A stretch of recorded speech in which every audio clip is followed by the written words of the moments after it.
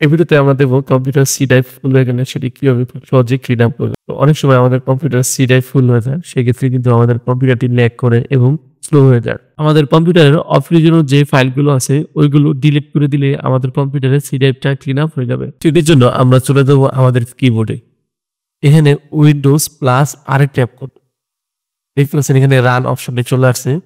তো রান অপশনটি চলে আসার পরে এখানে আমরা লিখবো হচ্ছে ট্যাম লিখে ওকে ট্যাপ করবো। তো এখানে দেখতে পাচ্ছেন ফাইল আছে, এগুলো এটা আমরা ডিলিট করে দেব। এখন আমরা আবার চলে আসবো রানে, এখানে লিখবো %PEFP এবার ওকে ট্যাপ করবো। দেখতে পাচ্ছেন এখানে অনেকগুলো ফাইল কিন্তু চলে আসছে। তো এই ফাইলগুলো আমরা কন্ট্রোল-A দিয়ে সমস্ত ফাইল সিলেক্ট করে ডিলিট করে দেব। তো দেখতে পাচ্ছেন যে কিছু ফাইল কিন্তু ডিলিট হচ্ছে না, এই কারণটা হচ্ছে এই ফাইলগুলো ব্যাকগ্রাউন্ডে চলতেছে, যে কারণে এই ফাইলগুলো ডিলিট হবে না। যে ফাইলগুলো ডিলিট হবে না ওই ফাইলগুলো আমরা স্কিপ করে যাব। এখন আমরা আবার চলে যাব রানে, এখানে লাগবো প্রিপেস।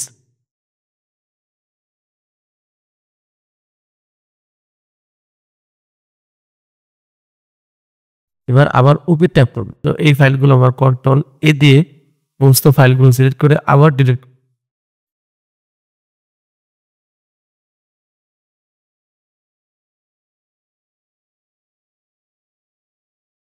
এখন আমরা চলে যাব রিসাইকেল পিনে।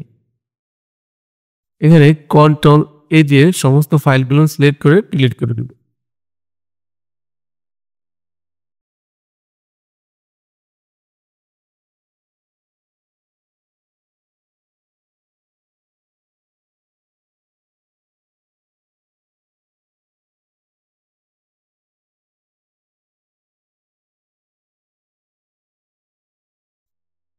এখন আমরা চলে যাব সি ড্রাইভে। তো এখানে যাওয়ার পর এখানে আমরা প্রপার্টিসে চলে যাব। এখান থেকে যে নিচে দেখতে পাচ্ছেন ক্লিন আপ, আমরা ক্লিন আপে ট্যাপ করব।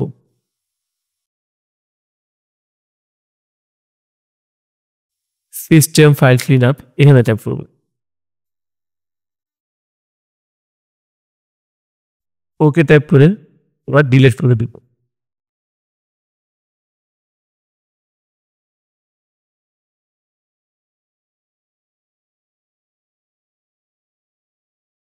এখান থেকে চলে যাব ডিসপ্লে সেটিংস, এখানে স্টোরেজ এখানে ক্যাপসুল। এখানে দেখতেছেন যে টেম্পোরারি ফাইল, এই টেম্পোরারি ফাইল এখানে ট্যাপ করব। ভিউ ফাইল এখানে ট্যাপ করব। এখানে দেখতে পাচ্ছেন যে আমার টেম্পোরারি ফাইল বেশি নেই, এর কারণটা হচ্ছে আমি ভিডিওটা করার আগেই একবার সবকিছু ক্লিন আপ করছিলাম, যে কারণে আমি পুনরায় আবার ভিডিওটা করি এরকম বিষয়টা। তো আপনারা যখন এইগুলো কাজটা করবেন তখন দেখবেন যে এখানে মিনিমাম 10 GB 7 GB বা 15 GB এরকম স্টোরেজ ফ্রি হয়ে যাবে। এখান থেকে আমরা যে বলছি আমাদের কোন স্টুডিও অপ্রয়োজনীয় সেগুলো এখানে আমরা আনইনস্টল করতে পারবো। আর ডিলিট করে দেওয়ার পরও কিন্তু এখানে সেই সফটওয়্যারগুলো থাকবে। সেক্ষেত্রে এখানে এসে আপনারা এখান থেকে ওই সফটওয়্যারগুলো আনইনস্টল করে নিতে পারবেন। এই স্টেপগুলো ফলো করে আপনার কম্পিউটারে সি ড্রাইভ ক্লিন রাখতে পারবেন। আজকে এই পর্যন্তই, সকলে ভালো থাকবেন।